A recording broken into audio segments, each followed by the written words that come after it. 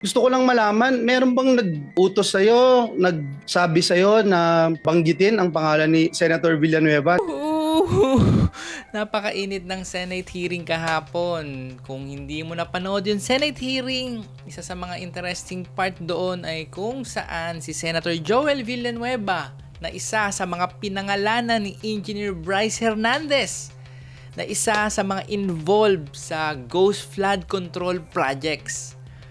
At ang kanyang ebidensya Na ang tanging basis mo ay pinicturan mo ang isang telepono na hindi din sa'yo. ay isang picture ng text di umano ni Senator Joel Villanueva kay Engineer Alcantara. Pinakita rin ni Senator Villanueva kung gaano kadali ma-fabricate yung gantong klaseng mga evidence. Mr. Chairman, if we rely on pictures, anyone can claim anything. And let me show how easy it is to fake this one, Mr. Chairman. Dahil yung mga chat na yan, pwede mo namang palitan yung contact name and then mag-chat kayo, mag-imbento kayo, picturean mo. Ganun lang kadali. Bryce and JB, nakita nyo kanina yung pinakita kong video. Hindi ba ganun kadali gumawa? And pangalawa, since nasa digital age na tayo, kung gusto mong gamitin as evidence yung picture dyan sa cellphone mo, ay pwede mo rin palang dayain yung date dyan gamit lang yung cellphone mo mismo. Hindi po namin alam na pwede palang gawin yan, Your Honor. Kaya sa videong to, ipapakita ko sa iyo kung gaano lang pala kadali ma-check kung dinaya yung date dyan sa picture na yan. Let's go! Since hindi natin alam kung anong phone yung ginamit pang picture doon sa pinakitang evidence, meron ako ditong Android saka iPhone na gagamitin natin as demo. Kukuha muna tayo ng picture. Ang oras ngayon ay 1:42 AM at ang date ay September 20, 2029. Yan. Then sa Android naman natin. At i-edit na natin yung details nito. Ayan. Ito makikita mo dito sa iPhone. Merong adjust dito sa date. Saturday, September 20, 1:42 AM. Adjust natin. Atras natin ng ano lang naman. 5 days. Ayan. Tapos yung oras, baguhin natin. Gawin natin kunwaring 1:42 PM. Adjust. Ganun din gagawin natin sa Android. Swipe up. Edit yung date and time. Pero then, 5 days. September 15 lang. Tapos yung oras, gawin nating alauna rin.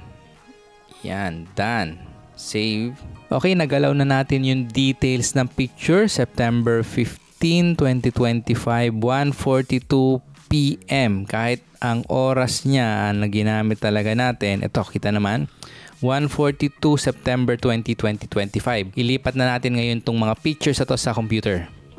Ito na ngayon yung photo taken from the iPhone at ito naman yung from the Android. By default, kung hindi mo kakalikutin yung naming ng photos mo, ang default ng Android saka iPhone, kapag nag-picture ka, yung name niyan ay date kung kailan mo kinuha yung picture. Dito sa iPhone, ito, 2025-09-20-0141. Ibig sabihin, kinuha yung picture ng 2025, September 21:41 AM. Sa Android, ganun din. Tignan mo to 2025-09-20, September 20, 2025, and then ito 01:42, 1:42 AM and 22 seconds. Kung napalitan yung date and time ng picture, mataas yung chance na yung name din ng mga picture ay napalitan na rin. Kunwari dito 9:20, ginawa na nating 9:15. Tapos yung oras, ganun din dito, 13:41. Hindi mo na malalaman, di ba? Sa Android, ganun din. Or kunwari na lang, pinalitan niya lang ng name. Yan, Android. Dito naman, iPhone. Mabe-verify pa rin naman yan. Pwede tayong mag-start dito sa iPhone. Click mo yung photo, right-click, and then properties. Makikita mo dito sa general tab, merong created saka modified. Yung created, nakalagay na date dito. Yung original, September 20, 1:41 AM. Sa modified, ganun din. September 20, 1:41 AM. Pag kinlik ko tong details, merong date taken, ayun pa rin original natin, September 20, 2025, 1:41 AM. Then, going down, ganun din. Date created, date modified. Ayun pa rin yung original. Kahit naka-reflect na doon sa cellphone ko na September 15, 2025 yung inedit kong date doon. Dito tayo sa Android. Right-click mo, Properties. Ito medyo naiba ngayon to kumpara sa iPhone kasi yung date created saka modified, magkaiba na. May 2:11 AM saka may 1:42 AM. Kanina sa iPhone, 1:42, 1:42. Dito, 2:11 saka 1:42. Ang question, bakit sila nagkaiba? Dito kasi sa created, ito yung time kung anong oras ko nilagay sa computer ko yung picture na to. Sa modified, ayun yung original data ng picture sa cellphone. Kahit inedit ko na doon sa September 15, dito nagre-reflect pa rin September 20. Pwede ko rin i-click dito yung details. Ayan, makikita mo na ngayon, date taken September 15. Meron tayong inconsistency kasi date taken September 15, sa general ko September 20. Kita mo na kagad na may inedit ka, 'di ba? Meron ng ginalaw.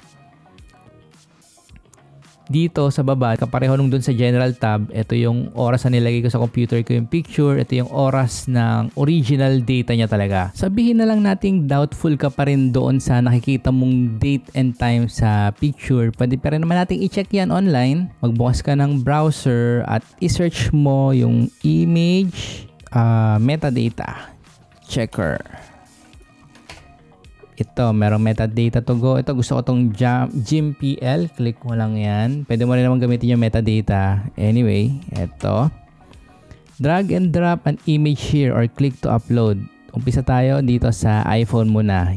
Okay. Checking, hintayin mo lang mag-load. Okay, tapos na. Image metadata. Baba mo dito. Created September 20, 2025, 1:41 AM. Kahit inedit ko na yun doon sa cellphone ko, nakalabas pa rin dito yung original date niya, 'di ba? Pag binaba ko pa yan, syempre yung location ko, ito other information, iPhone, anong aperture, focal length. Baba mo. Baba. Makikita mo dito, create date time original, September 20, 1:41 AM. Baba pa tayo ng konti. Sana ba yun? Ito, modify date. Ayan pa rin yung date na original doon sa photo. September 20, 1:41. Lipat naman tayo ngayon sa Android. Testing din natin. Android, drag and drop. Hintayin mo mag-load. Image metadata, pag in-scroll down mo, magugulat ka kasi lalabas ngayon dito yan. Created September 15, 2025, 1:42 AM. Nag-reflect ngayon yung dinaya nating date. Kahit yung original natin, ito, nandito na ngayon sa picture, September 21, 1:42 AM. Ito, medyo tagilid tayo dyan, di ba? Hindi nag-reflect yung original date, pero ibababa natin, baba. Eto ngayon ang makikita mo. Create date September 21, 1:42 AM. Ayan yung original date. Dito yung dinaya 9:15, 1:42. Baba. Okay, modify date. Eto na naman tayo. Lumabas yung dinaya nating date sa oras. Baba natin, baba. Eto rin. Subsect date time original. Original ko no, kahit dinaya natin. Meron ka namang makikita ditong date na create date 9:20. So, kapag hindi sila nagpareho, medyo questionin mo yan. Pero halata mo pa rin dinaya, di ba? Ano ngayon ang conclusion sa ginawa natin? Ang masasabi ko lang naman, mas nare-retain ng iPhone yung metadata ng pictures niya, kaya madali mong machi-check kung dinaya nga ba or hindi yung date and time ng mga pictures sa iPhone versus sa Android. Pero, machi-check mo pa rin naman kung dinaya or hindi yung sa Android kasi makakakita ka ng mga inconsistencies doon sa dates kapag verify na natin siya. At ganun lang kadali ma-check kung dinaya nga ba or hindi yung date and time sa mga pictures. And going back sa isa sa pinakamalaking isyong hinaharap ng Pilipinas ngayon, ang Ghost Flood Control Projects. Sino palagay mo ang sinungaling? Si Senator Joel Villanueva ba? Si Senator Jinggoy Estrada? Si Engineer Bryce Hernandez? or si Engineer Henry Alcantara, or sino pa?